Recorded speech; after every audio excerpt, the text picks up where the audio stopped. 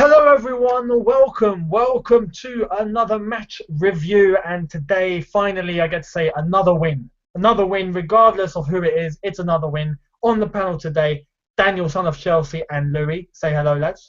What's up? You alright, guys? How you doing? Right, now bearing in mind that our game finished 4-1, pretty My result. decent result, and yeah, Louis got the prediction right yesterday, so congrats to Louis. In the meantime, Arsenal have beaten Tottenham somehow. I don't know how. And at the moment, Liverpool are still playing, and it's gone to penalties at Anfield against Carlisle, the lowest ranked team in the Carling Cup at the moment, or Capital One Cup. Sorry, I'm too old school. But as we give you updates about that game, where hopefully Carlisle pull off the biggest shocker on penalties, let's focus on us. 4-1. Good result. Daniel, what's your overall view on the game? Really confident, kind of easy victory. It was really easy, really. I mean, looking at the game, watching it, we dominated from the start. Walsall couldn't really handle our pace on both wings. The movement in behind of Falcao, Remedy, Kennedy, Loftus-Cheek dominating the midfield. It was a really simple game. It's probably one of the most easy victories I've seen in quite a while. I mean, you know, I've seen us play lower league sides before and at the same level of Walsall, and it's been tougher than that. I mean, it was just so easy tonight, and I think the pace you could just tell very early on Chelsea were tracking down, getting the ball back quickly and breaking on Walsall very quickly. Like, it was just the first goal exactly was just so simple. Nearly all of the goals were very simple, so that kind of shows you the quality of opposition. And you know, I thought certain performances. I think my man of the match personally would be Kennedy. I thought he had a really good game. I thought he was bombing down that left wing. He took the chance in the first half. He was just absolutely destroying Walsall for pace, but he didn't have that final end product. He was doing too much with the ball, not passing it, and eventually losing it. But in the second half, fine-tuning that game. Dan. And Sorry to interrupt you, mate. What's The happened? penalties are about to start for Liverpool versus Carlisle. They're taking at the Carlisle end. One steps up. What puts it bottom left? What's it, 1-0 Liverpool? 1-0 Liverpool. All right, Carlisle, the whole country are behind you. Come on. Come on, Carlisle. Yeah, no, as we give you live updates, we'll keep talking about our game. You were saying, Dan, Kennedy. yeah, he was really good in the game, and of course got the goal, which I think he deserved. He didn't stop running all night, and the emotion he showed when he scored that goal, whether it was from exhaustion of just sprinting all the time, or it was really emotion because he was happy to score for Chelsea. Really happy to see him score that Carlisle goal. just had their penalty saved. Oh dear. Ooh, okay. And I think, yeah, Kennedy really done well. I thought Loftus-Cheek, once again, it's the opposition, so it's hard to judge, but these players need game time, and I thought both Loftus-Cheek and Kennedy were really linking up quite well. I think this is I could probably do more of an analysis to the Tel Aviv game than I could for this one, because it was a pretty simple victory. Yeah. It felt more like a pre-season friendly in a way than it did a League Cup match. It was just within 5 minutes we put out a really good side, a really strong side, which I thought Jose was going to do anyway. Yeah. I assume Liverpool have a penalty missed? No, Emre Can just did a Panenka. Oh. Oh. Bloody hell. Why are you getting that excited, man? Why are you... Come on, Mate, you do not get that excited for a Liverpool player. You've got to give him props. No, sorry. it doesn't matter what the goal is. No, You do not get that excited when a Liverpool player scores. That was a No. good penalty. Mate, I'm not having that. If you were You watching call me a deluded scouser, I'm going to start calling you a deluded scouser, mate. Interrupting me during my review. Come on. Go ahead then, mate. You know it doesn't annoy me. Seriously, You know it's difficult to get under my skin, so Yeah. I just know I call you. Pretty much. I'm not a deluded scouser. Well, Basically. yeah, go on. No, it was just quite a simple victory. It was a bit of a shame that Falcao couldn't get the goal that I thought he deserved. His movement is very good. He clearly is putting in the work. He isn't fading in games. I don't feel he's definitely putting in the effort. I think he might start Remy on. Save the penalty. Save the penalty. Yep, it's 2-1 at the minute. Oh, Okay. Go on the Carlisle. All right. So yeah, I think overall the the future of Chelsea definitely looks bright with Loftus-Cheek and Kennedy. I think probably Remy will probably start on Saturday because he's playing against one of his old clubs, and the fact that he got a goal tonight probably will mean he'll start. But I'd like to see Falcao given a run of games, so it'll be interesting to see what happens on. Oh, Have they missed? yeah, they screwed it up. So basically, I bet they're apparently they're really exhausted. Like their legs are gone. They were barely able to run in the second half of extra time apparently. But just on Chelsea, it's good because what is it now? Three wins in a row, 10 goals scored and only 1 conceded. That to me is very good. It keeps the positive momentum going to a game on Saturday that is very important. One which a place where we haven't won in quite a while. I'm not taking what Newcastle did tonight. It's very seriously. Another save. Another save from Carlisle. Yep. Liverpool are just going to bottling it. No, Liverpool are just going to scrape along just because of the fact that the Carlisle players are exhausted. It was Coutinho missed it, and Lallana's missed. Coutinho missed. Yeah, I think definitely looking at what Newcastle have done. We all know Newcastle seem to only turn up against Chelsea, so we've got to be at our game on Saturday for a good win. So yeah, I mean, it was a good performance against poor opposition. We dominated from the start. The mentality was very good. That's kind of my opinions on it. Other than that, Carlisle, top upper Benjamins, mate. Upper Benjamins. What's the score now? Right. 2-2. 2-2. So it's back level. If Liverpool missed this and Carlisle score, they go through. Oh, please. No, we're stopping talking about Chelsea. Yeah, we need to wait. Go on, Lou. Okay. Hello, my name is Simon the Governor.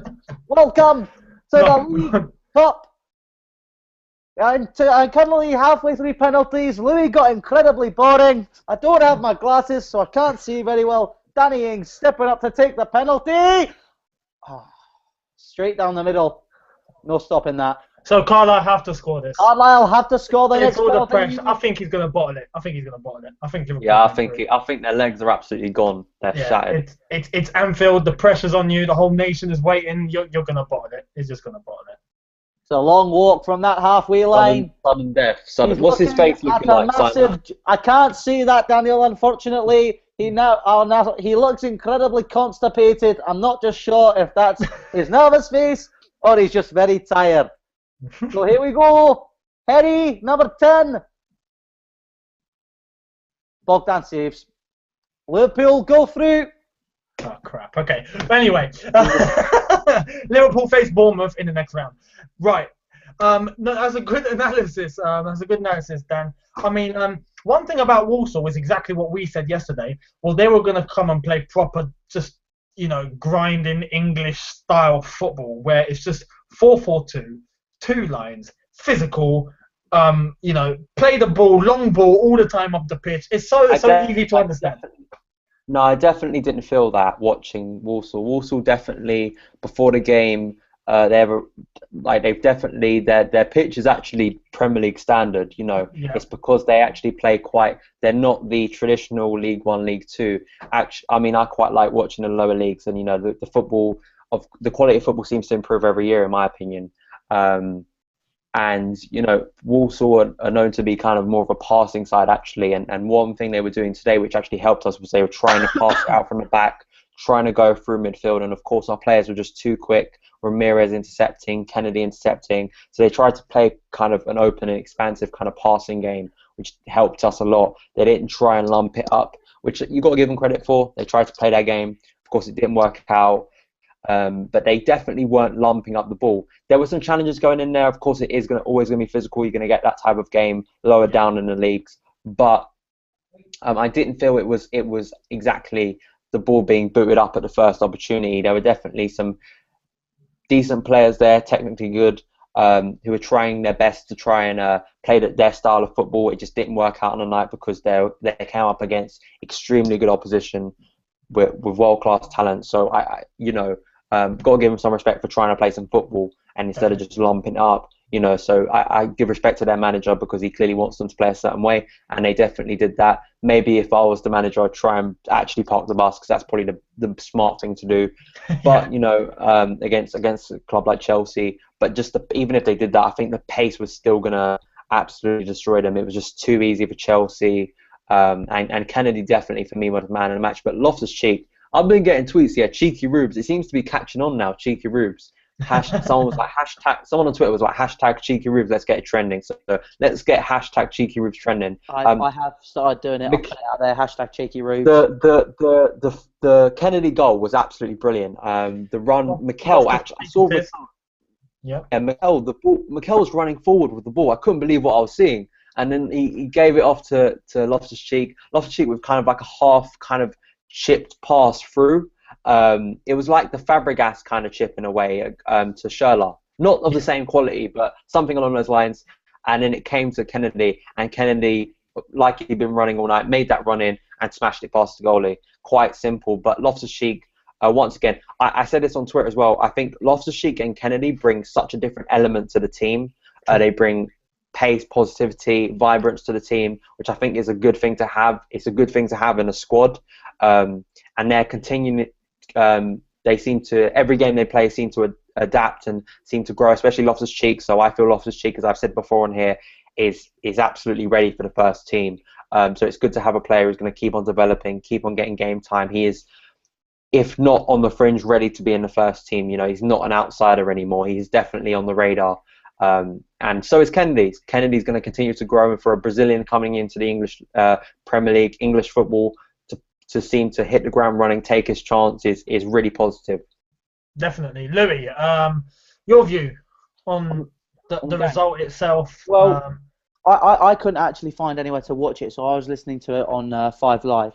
So the old school way. Yeah. Oh mate, the old school way. I had to go back to that. But from what I heard, they gave us the runaround. Even the result says, you know, we got there quite easy. Apparently, it wasn't as easy. Daniel's looking at me like I'm an absolute muppet. But from what I heard, from what I was being told by, I think it was Trevor Sinclair and some other bloke, I've forgotten who it was, who was saying, you know, they did play well. They did give us a bit of a runaround, but you know, the result is the best team went through. Everyone was expecting it, so you know, that was it. But so obviously we played well.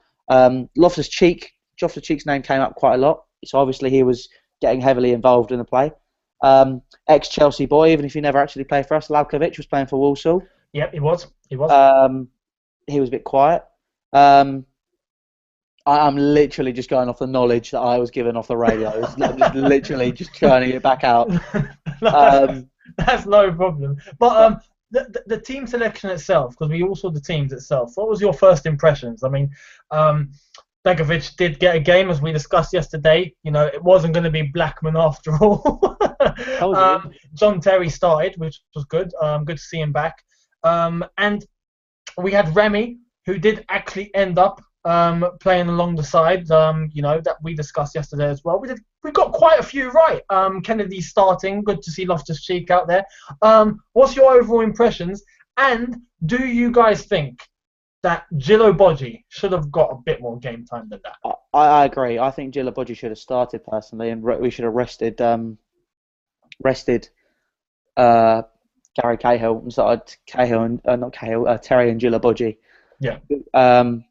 But you know, it's always, you can't, you know, obviously Mourinho, as he's, like you said, he has a lot of respect for the competition, so he didn't want to just start a very weak team. For example, give Djilobodji his debut against a weaker team.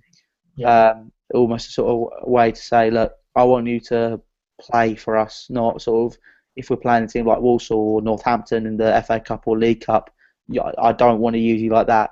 So Mourinho's, he's stated clearly that, you know, he's not going to have a cup team. He's not going to have, you know, all the youth playing the cups, all that sort of stuff. He respects the tournaments, and he's going to play in them properly.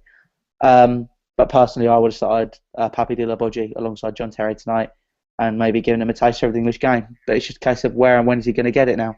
Well, exactly. That's the point, because if he wasn't going to get it tonight, when is he going to get it? Because he's not going to get it anytime soon. We've got Stoke in the next round. I can only imagine maybe he might play that. But if he's not being played against Walsall, how the hell is he going to play against Stoke? You know? Can he do it on a rainy night in Stoke? That's the question. Exactly. Dan, what's your view? Would you have played Djilobodji slightly more? Because he only got 5 minutes. Yeah, I thought he was going to get more actually. I think the Pedro goal actually meant that his substitution actually got delayed a little bit more, which got him even less time. Yeah, I did when I did my preview on my channel. I got several suggestions saying about Dilaboji. Um, I think Jose probably looking at the current situation, our current form, the fact that you want to keep this winning run going, he's going to put out the most serious team. That we're still making rotation. One thing I was saying, and I'm sure you guys talked about it maybe last night, was the approach Jose has for this competition. He has a lot of respect for it. He takes it very seriously. He looks at it as a chance to build team mentality and to build the confidence and winning mentality of a team. He used it on his first time when we won in 05 against Liverpool. Did it last year. I think it helped out massively in our last push for the title last year. So probably he's thinking about doing the same this year. So he obviously at this point was thinking, I'm going to part of the still make squad, still use rotation and bring in players that haven't been playing. The one surprise for me was Traore didn't feature tonight. I actually thought Traore would actually get a bit of game time, but I had no complaints with the team. You are playing Walsall, so you can bring in a player like Mikel, who's more than enough to in what are Walsall League 2 at this point. I think they're League 1 or League 2. I think they're League 2. League 1, sorry. He's good enough for them, of course. And, I like the fact that he played Loftus-Cheek in a more advanced position. You had the two holding midfielders in a way of Ramirez and Mikel. And really, because of the quality of Walsall, we only actually needed one. Ramirez and Loftus-Cheek actually played as kind of number 10s in a way. They were kind of the attacking midfielders, which I liked. And I like the fact that Loftus-Cheek didn't have defensive responsibilities tonight because he didn't need to. He could just kind of play in that central midfield kind of area, Lampard kind of territory, and kind of run forward and run into space and kind of power through the midfield. I actually think Remy plays better in the three behind the striker than he does actually as a striker. I think we talked about this when he played against Tel Aviv. I think because he's not a natural number 9 and doesn't really suit our style in a way, sometimes playing him out on the wing with an actual number 9, whether that's Falco or Costa up front, I actually think benefits Remy because he's still naturally a striker, so knows where to be. Got his goal tonight coming in from the wing because he's got the pace. So maybe that can be an option if Jose wants to rotate the team around and can use as a different option. Because it's another way of playing. It's kind of a way of playing 4-4-2 without actually playing 4-4-2, if that makes sense. You're playing a striker who kind of lives in kind of and feeds in kind of the area behind the striker in a way. He's not naturally a number 9, so I actually think he works better in our system playing along the three behind the striker. I was a little bit, there wasn't too many surprises in the team. Not the inclusion of Traore in the team, and I thought probably Azpilicueta might play, but Ivanovic playing, absolutely no problem. I remember, Louis, you were saying about what the commentators were saying. In a sense, Walsall got chances, but once again, the quality in that league, and as we saw from Bradford last year, it is decent quality, no matter what someone says. That's why we see shocks. It was still 4-1. It was still absolutely easy. Walsall's goal came from a free kick. It was a decent save by Begovic. It was a weird save because it kind of came up and their player kind of ran in, and it was a really scuffed kind of goal, and that was really it. But second half, we absolutely dominated it, and every time we came forward, we looked like we were going to score. So I think it's a little bit stupid to be saying that we were getting the run around in any sort of way, because Walsall, had pace with Lalkovic on the left side against Ivanovic, but really when they got into that final third, didn't have the quality, so never really troubled us. Cahill and JT never really were troubled at any stage. When I was listening to it, when they did get troubled a little bit towards the end, Cahill didn't, he was literally scrambling and trying to, there was one instance where he apparently elbowed a player in the face or something, or did something like that. There was definitely a few scuffles between players, which I think that I'm sure the likes of sorry, that's my dog in the background. The likes of JT and Cahill must like a little bit of a tussle with the attackers. They were kind of just going out at this point because the game was kind of dead by the time you're probably talking about. We'd already scored the third. We'd made some substitutions, so they were just piling men in the box at that point. Once again, I don't think we were given the runaround. We weren't dominated at all. You know, you look at other teams like Liverpool, who tonight had to go literally to penalties against Carlisle, who I think are in League Two. You know, I think we should be happy with what we've got, and like the fact that we easily and comfortably beat Walsall, like it was like it was a pre-season friendly. That's just my opinion on it at the time. And yeah, it's the winning run that continues. Well, JT tonight, a little bit rough at times. He got himself into a few scuffles. That's not really I mean, he is that sort of defender, you know, that typical English defender. But he got himself practically not in trouble, but borderline, let's say, a couple of times. Well, I hate to say it, but you know, we were saying there comes a time when players, you know, age catches up to them and all that sort of stuff. Yeah. Don't get me wrong, JT is still an excellent defender. He could get in that Chelsea team. However, he has been making a few mistakes this season, hasn't he?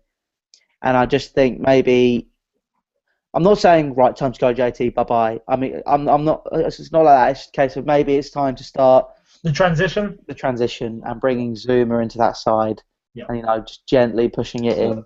But you know, sorry to interrupt. I was just thinking, people have been making such a thing of the fact that John Terry, and a negative of the fact is, John Terry wasn't playing, so we won the game. Is that a worry? Isn't it a positive that without John Terry, we were absolutely fine against Arsenal in a massive game? Yeah. Wasn't it a positive? Well, there are positives, and then negatives you can draw from it.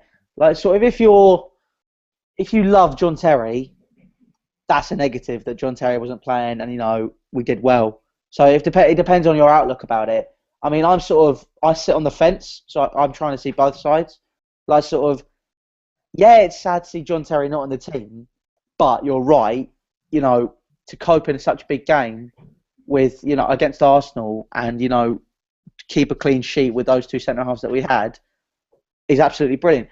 But I also thought when I was watching the game that it wasn't a case of we were shaky. We just didn't look. The two of them weren't. I didn't feel as commanding as JT would be. I felt Cahill, who was basically, let's be honest, almost not like for like because he's not as good, but basically would be the made replacement for John Terry as our English centre back for English centre back, basically.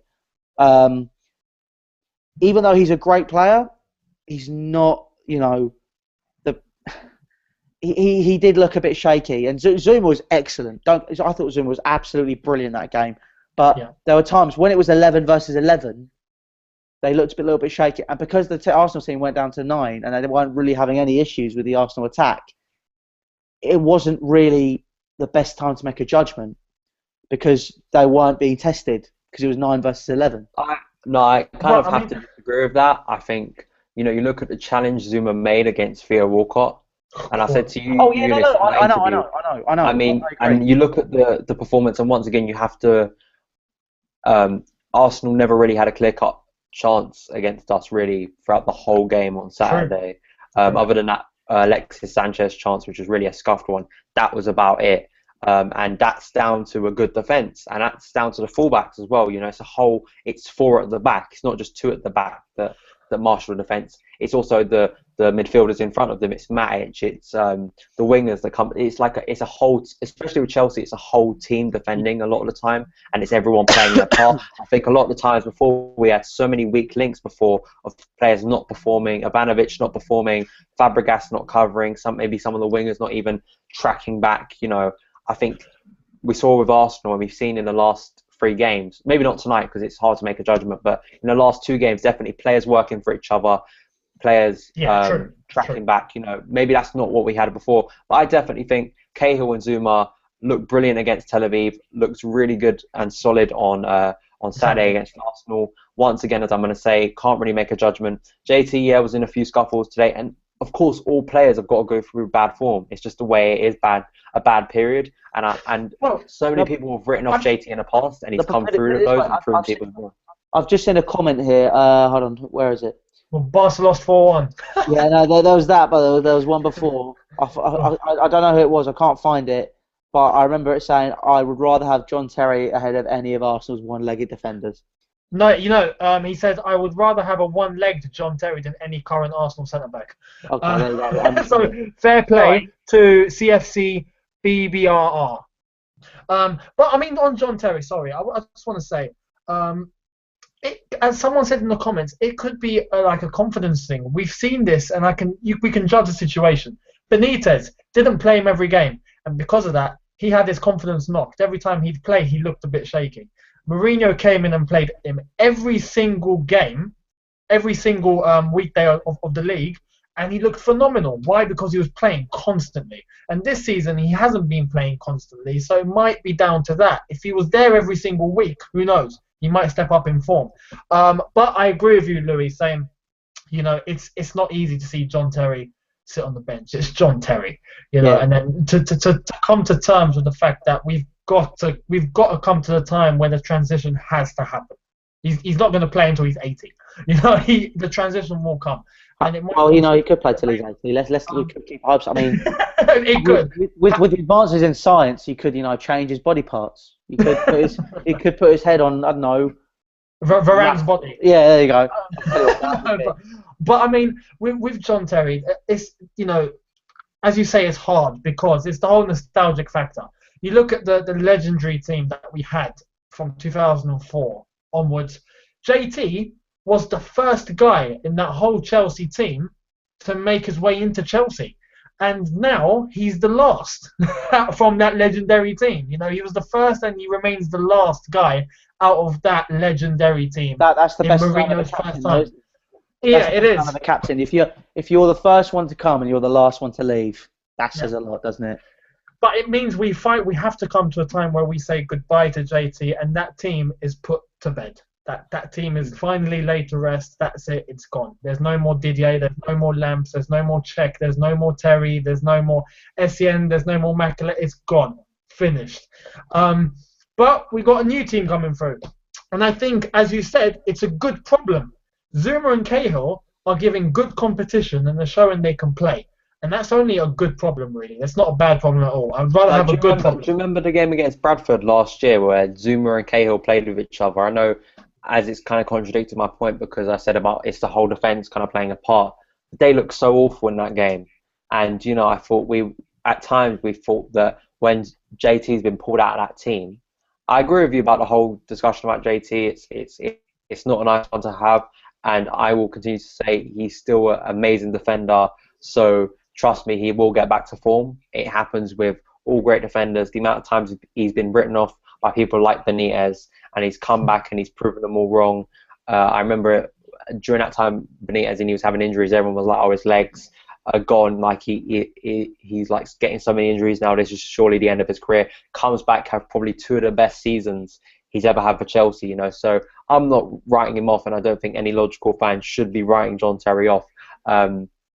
So I personally think it's a brilliant problem to have defenders, young defenders like Kurt Zuma coming through, and also we have Diliboji now who hopefully will get some game time and could be another alternative just for fingers cover. Crossed.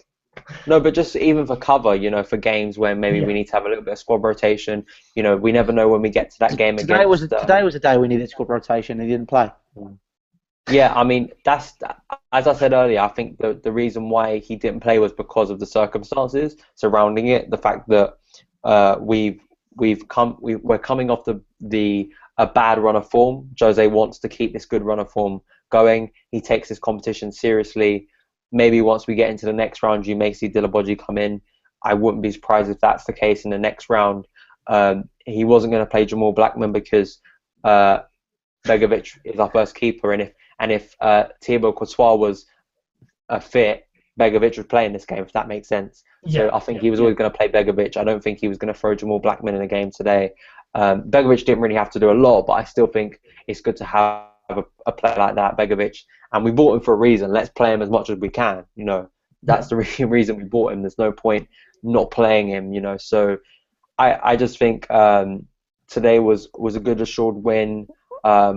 More like a Chelsea performance. Of course, we were expected to win. You can never really win these games in a sense. You've just got to try and score as many goals as you can. Yeah. You've got more to lose than to gain in these types of games because everyone expects you to win. So anything other than maybe like what we did tonight is it's kind of seen as a worse performance if we won like 1-0. You know, everyone's going, it's a bad performance because you should be convincingly beating a team like Walsall, which we did tonight. It's another win. As I say, only 1 goal conceded in the last 3 matches, 10 scored, and we move on Saturday.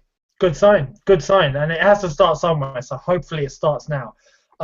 We'll get some comments, obviously, before we go off the air. Kalu says Pedro was quality when he came on. He nicked a goal as well. It was a good goal as well. I just looked at it on YouTube. Yeah. It wasn't bad. It was, just hit it, bottom left corner. Beautiful. Can't go wrong. We've got hashtag Zuma is amazing. I honestly think he'll be the next best thing. He just looks like he's got so much potential. I think that's a good hashtag, but I've always called him it, and I just think he's a man mountain. Yeah. Zuma the man mountain. Yeah. That should be the hashtag Zuma man mountain. I'm seriously considering getting Kurt Zuma on the back of my shirt. It's like a serious consideration now. It is. It really is. I mean, when you have someone on your side that you know can handle the physical ability of someone like Akinfenwa, then you know you've got someone solid. No, but we haven't seen that yet. We haven't seen him take on Akinfenwa. I want to see. He never. When? He did. Yeah, I was at that game. Wimbledon pre-season friendly. We won 3-2. He shielded Akinfenwa to make the ball go off the pitch for a goal kick, and he handled him. Wait, what? Wait, I was there that day. I remember that night. When was the pre-season friendly against Wimbledon? Yeah, we had it 2 seasons ago. Was it Jose's first year back? Yeah. No. I forgot about pre-season 2 years. Forget it. It wasn't the first year Jose was back. It was second year when we got Costa and Fabregas, but they weren't playing in that game. Oh, yeah. John Terry, of course, came back didn't play the World Cup, so was playing that day. I think he got a goal. I think Branner actually went up front at one point because we were losing 2-0 to Wimbledon, and we came back and won the game 3-2. So, yeah, I remember even John Terry holding off Akinfenwa. Right, exactly. Goes to show. Point. I remember. And do you see what Akinfenwa on a side note was saying about Diego Costa? Well, let him talk. Yeah, let him talk. All right, because you can't doubt Diego Costa. You can't. Messi Chelsea, do not fear. Kurt Zuma is here. We only went and signed Pedro says Zuma the Beast. We got CFC, brr, as he likes to call himself. Hashtag Zuma the Man Mountain. Yeah, BBR. Is it like Brian Badondi? Like, brr. Yeah. We only went inside. Pedro says Akinfenwa will get snoozed by Zuma. Same way Akinfenwa said he would snooze Costa. Not going to happen, mate. Not going to happen, even though, to be fair, I wouldn't be surprised, because Akinfenwa is a beast. Mate, if Diego Costa gets scared of Jordan Henderson, he will be really scared of Akinfenwa. Let's be honest here, boys. Come on. Yeah, let's. But, and last one, Chelsea Price says Zuma and Varane will be the best centre-backs in the world, and he's kind of got a point. I mean, imagine us with Varane. Cheeky Sport Joel said it on the weekend. He said, if you get Varane as well, and you probably partner him with Zuma, you're sorted. We're sorted for 10 to 15 also, you got the French partnership at the back as well. That would work wonders. They play with each other. They'd be playing with each other at national level. That's chemistry on FIFA. That's 100. That's 100 chemistry. You got the green shiny line. Yeah. Yeah. They both have 10 chemistry. You shove Mandanda in goal. You're gonna have the perfect green links. Actually, no. Oh no, that doesn't work. Unfortunately, it will have to be a Spurs keeper, Hugo Lloris. The perfect green triangle, 10 chemistry, but let's put that out there. I think Varane. I mean, it'd be interesting to see because Jose is clearly a big admirer of Varane, played a big part in his development when he was manager of Real Madrid. So it's gonna cost a lot. I mean, I don't see Christensen coming through the youth system. From what I've heard, he wants to move away from Chelsea. He was making those kind of sounds this summer, was basically saying, I want to move away from Chelsea. Of course, he stayed at Chelsea, so I don't know if he'll come through, but definitely I think that partnership of Varane, who's of course, been linked with Chelsea for 2 or 3 summers now, if we can get him from Madrid, get him alongside Zuma, who continues to develop at Chelsea. Both are still relatively young in terms of centre-back age now, if you compare it to John Terry. I think that'd be an amazing partnership to have. and just the perfect replacement probably for John Terry. So, and as well, just the technical ability of both of them. Well, what if we went after Stones again? I mean, Stones at this point, I'm not entirely sure about Stones at this point. I think. Okay, I will be honest. To be honest, that does sound like sort of saying when we about a month ago we were going. I'd love that Stones. I'd really love him, and now you're going. I'm not saying not sure in terms of his ability. Of course, he's an amazing player, and he's going to continue to develop. I'm talking about Everton as a club, like doing business with them. Same. That's what I'm saying. I'm not sure of. That's my kind of feeling now. He's having a £38 million buyout. If that's the case, then definitely go back in there. There's nothing illegal about going in there, as Martinez wants to just suggest that it's somehow illegal for a club to bid on your player. Like there's nothing wrong about it. That's what I'm saying, Louis. I don't want anyone to get it twisted that I'm now not sure about his ability. Of course, I'd love to see John Stones come to Chelsea. I wanted him to come to Chelsea this summer, but I think that I'm not sure about Everton as a club now. I agree. I agree. Of course, John Stones is absolutely going to be a brilliant player, and there's no doubt about that. It's just, but yeah, as Louis said, I think if he does put that clause in his contract, I think it shows us that he still wants to move away. He's still handed in that transfer request. I don't believe the crap from Martinez that it was some sort of mistake on John Stones' part. John Stones knew exactly what he was doing when he was handing in that transfer request. I've lost all respect for Roberto Martinez. I've lost everything. I mean, don't get me wrong. I can understand Everton wanting to keep their best players. That's totally understandable. But the way they handled the whole situation, and the way they were criticising Chelsea's approach when it was a transfer window, and we're clearly interested in a player. What the hell do you want us to do? Hide it? No. But I agree with Dan. I don't doubt Stones one bit. But we went in for him. We couldn't get him. Everton didn't want him to go. Everton handled it badly, in my opinion. Let them have him. Fine. It's not like he's the only centre back in the world. We'll be perfectly fine without him. This is one for another day, isn't it? Yeah, it is. Yeah. It is. However, really quick before we go, we've got some Mourinho news. This is from Sumya. This is a tweet from Chelsea TV saying Jose doesn't want to comment on Diego Costa's ban because he doesn't want to risk receiving one of his own. So you can clearly understand what Jose might have said in that press conference after the game. I don't speak. I don't speak. Did you talk about? You play chess. You play chess. You don't play badminton. Did you speak about the ban yesterday? Yeah, we did. We had a bit of a rant. You got Louis. You got angry Louis. I told you, angry Louis. I can pull him out whenever. I'm kind of past being angry at this point because I kind of expect it from the FA. Same. I expect it, but it really pisses me off when it happens. I'm not gonna... Yeah, of course, it still does to me. But you just expect it. And I tweeted out. I was like, listen, it cannot be a season supporting Chelsea without the FA trying to screw us. And when the FA try and screw us, what happens? We shove it back in their face. Stronger. By turning their arch blue. That's what we did last year. We took the league trophy and the League Cup. That's what we do. So I'm kind of past kind of frustration at this point. But I saw a brilliant article on Bleacher Report saying that this actually could have the reverse effect. It could. We've had that brilliant win against Arsenal, a big 3 points. We've turned our form around since Everton, which is what it looks like. And this could work into the siege mentality that Jose brings into the club and brings into the team. So it could actually, I think that's what happens usually when the FA do something like this. It actually does the reverse of what people think it's going to do. I think it makes the team want to win more. I think Jose feeds it into the players that the world are against you, which is exactly what you do. You build this kind of, and it's not even like a conspiracy theory anymore. It's just like plain facts and obvious that the FA have it in for us. I mean, even the ref today, I think, who's the ref today? I can't remember who it was. He looked like he was, I know the name, because I tweeted it. Lee Mason, he even looked like with some of the decisions he was trying to cause an upset, but of course got the memo from the FA before he got on the pitch. Well, guys, I've just seen Vincent Clark, who's a guy that we've spoken to before, obviously followed you from his channel, big him up. However, he said something quite controversial here. Read this. Ivanovic is the problem.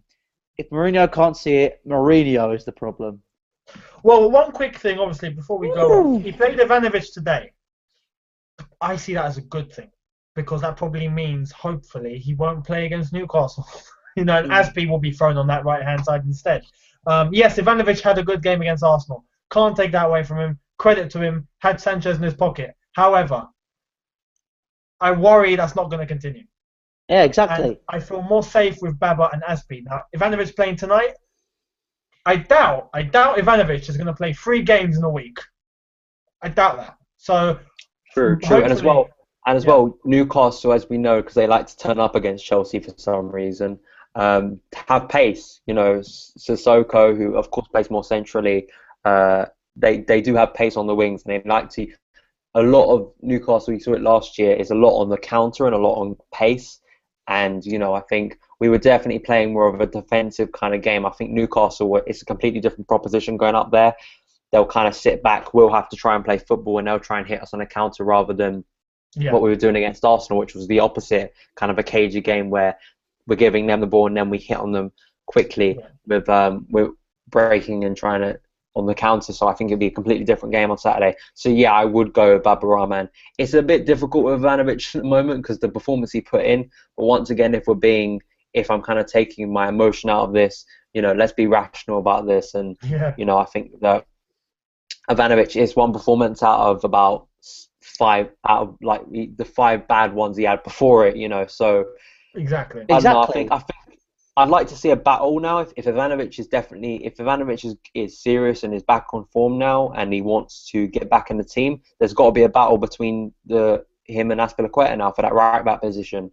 And I want to see that happen. I know some people may see it's a bit of a no contest between the two, but surely this will help Ivanovic. Now he knows that he had a decent game against Arsenal. Hopefully this will motivate him to improve his form. Play Azpilicueta and Baba because they both have pace, so they can catch up to the likes of Sissoko, who will be trying to counter a break for Newcastle on Saturday. So yeah, I'd probably play them too, and probably I'd stick with Cahill and Zuma in the centre back partnership because I think they've been brilliant when they've played together. Awesome. Well, there we are. Those have been your comments, Louis. Thank you. Yes, Dan, no problem at all. thank you. No problem. Oh, hang on. Breaking news. Dan, it's the FA. You're in trouble. You've been banned for bringing the game into disrepute. When do I have to appeal the charge? Well, you don't. Mate, we're Chelsea fans. All we have to do is just do that. That's because we're Chelsea. Just make it rain, just like that. Make it rain! Woo! Maybe I'll take some advice from Arsene Wenger. I know he's getting the FA involved with his marriage divorce. I'm sure he's doing that. So if you want to be Arsene Wenger, stick out your bottom lip and do that. I didn't see it. I thought that it was absolutely disgusting. Let's not go there, Lou. Let's not go there. Oh, yeah, hold on, it's an accent. I'm going to be racist again, aren't I? Anyway, thank you all for watching. Great to see us win again, 4-1 on the day. Hope it continues. We got an out of form Newcastle on the weekend. Loads of videos in the run up to that. Hopefully we beat them as well. But there we are. Thank you, Dan and Louis, for joining us. Guys, be sure to follow them on social media. We've got @SonOfChelsea, which is Dan, and his YouTube channel, Son of Chelsea. And we've got Louis, @Louis the Boogaloo. Be sure to follow them there. And check out all the social media links for 100% Chelsea in the description below. Subscribe if you are new, and we shall see you really, really soon for more videos here on 100% Chelsea. So thank you for watching, guys. Blue is the colour, and have a good night. You guys can sign off and say goodbye. Okay, all right, see you later. This week. Take care, guys.